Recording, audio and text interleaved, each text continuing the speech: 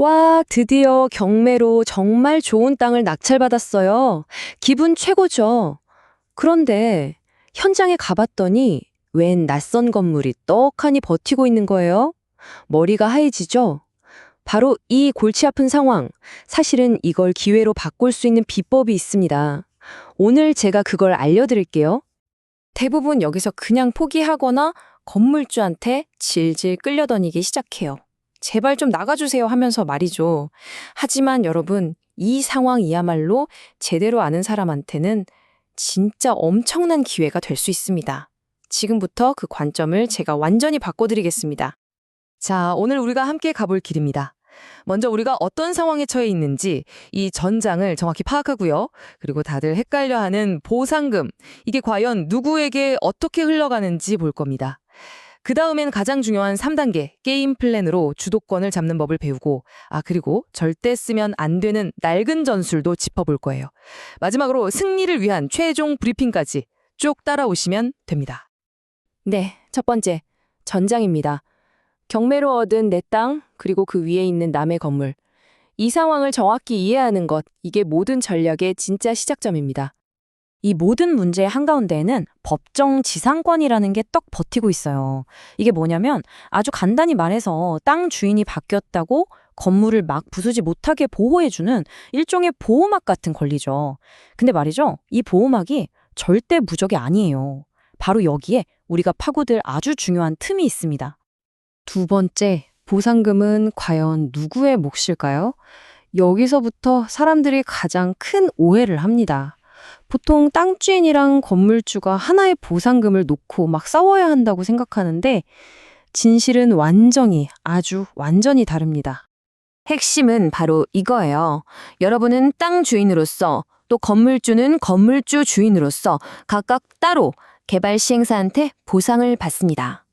서로의 보상에는 1도 영향을 안 줘요. 완전히 별개의 트랙으로 달리는 거죠.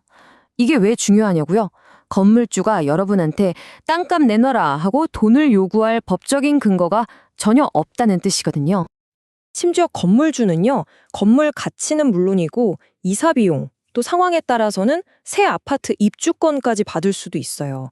이 사실을 아는 것만으로도 협상 테이블에서 여러분은 엄청나게 유리한 고지를 차지하는 겁니다. 기억하세요. 그 사람들은 이미 보상받을 길이 따로 있다는 걸요. 자, 세 번째. 드디어 게임 플랜입니다. 이제 본격적인 해결책으로 들어가 보죠. 감정적으로 제발요 하는 협상 말고요. 상대를 움직일 수밖에 없게 만드는 아주 강력한 3단계 법적 전략을 알려드릴게요. 여러분이 가장 먼저 해야 할 일은 협박이나 으름장이 아니에요. 바로 청구서를 보내는 겁니다. 왜냐? 법정 지상권이 있다고 해서 남의 땅을 공짜로 써도 된다는 뜻은 절대 아니거든요. 여러분은 당당하게 토지 사용료, 즉 지료를 청구할 권리가 있습니다. 그리고 이 숫자가 바로 건물주를 압박하는 진짜 강력한 무기가 됩니다. 소송을 걸면요, 법원에서 보통 토지 감정가의 연 4에서 7%에 달하는 지료를 내라고 판결을 해줘요. 만약에 땅이 몇 억짜리다, 그럼 매년 수천만 원의 돈을 꼬박꼬박 내야 하는 거예요. 버티는 게 더 이상 이득이 아니게 되는 순간이 오는 거죠. 이것이 바로 우리의 핵심 카드 전략입니다. 자, 1단계, 지료 청구 소송으로 돈을 내야 할 법적 의무를 딱 만들어버려요. 2단계, 만약에 그 지료를 2번 이상 안 낸다. 그럼 바로 법정지상권 소멸 청구로 그들의 권리 자체를 없애버리는 겁니다. 그리고 마지막 3단계, 권리가 사라진 그 건물을 강제 경매에 넘겨버리는 거죠. 이 3단 콤보면 여러분은 완벽하게 승기를 잡게 됩니다. 왜냐고요? 한번 생각해보세요. 누가 감히 여러분 땅 위에 있는 건물을 사려고 하겠어요? 아무도 없죠?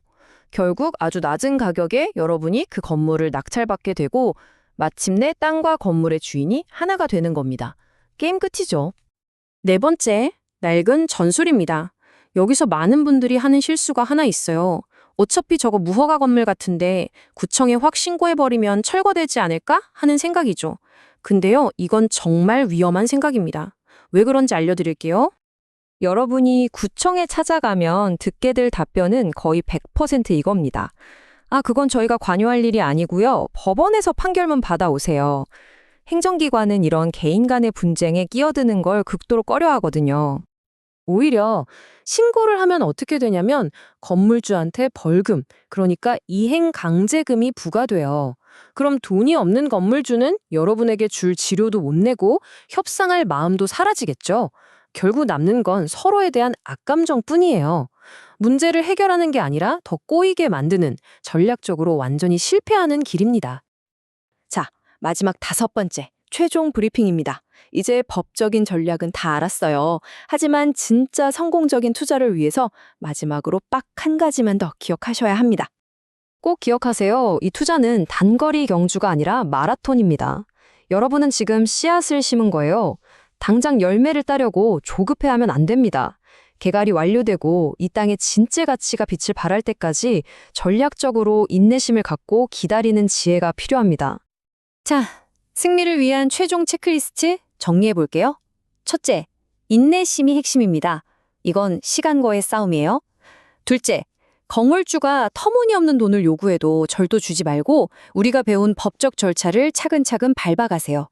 그리고 마지막으로 정말 가장 중요한 거, 어떤 행동을 시작하기 전에 반드시 먼저 전화 한 통을 해야 할 곳이 있습니다. 바로 개발, 시행사, 그러니까 시청 같은 곳에 전화를 거는 겁니다. 그리고 딱 이 질문을 던지세요.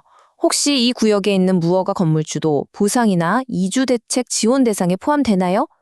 만약 그들의 보상이 확실하게 보장되어 있다면요, 여러분의 문제는 생각보다 너무나 쉽게 저절로 해결될지도 모릅니다.